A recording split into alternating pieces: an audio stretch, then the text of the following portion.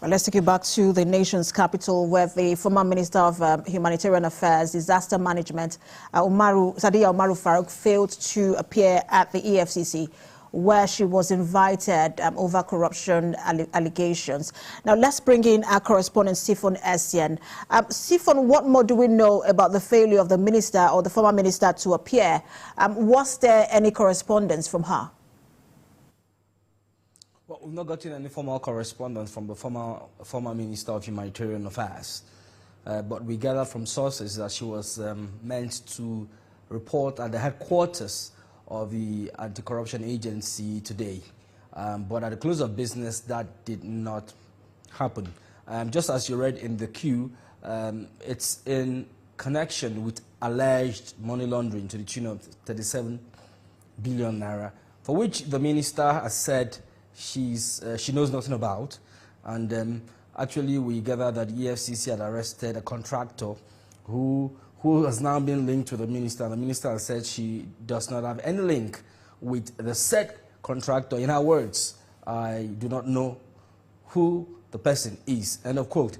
But the anti-corruption agency perhaps wants the minister to clear the air, and that is why she was invited last week to appear before the commission today to answer questions relating to this alleged fraud. And has the agency talked about their next line of action, considering her failure to appear?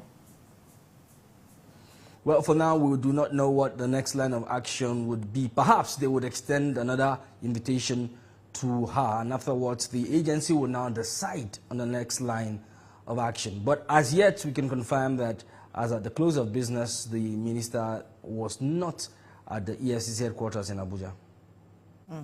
We know that all of this is still in the realm of allegation, but it will also seem as though there is, a wake-up in the EFCC, as it were. They have been kind of quiet.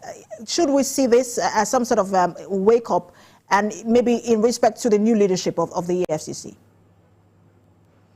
Well, the new leadership of the EFCC has said that its approach to fighting corruption would be a departure from what was obtained or obtainable before now, and that it would pursue a type of fighting anti-corruption in a manner that would add value to the economy of the country.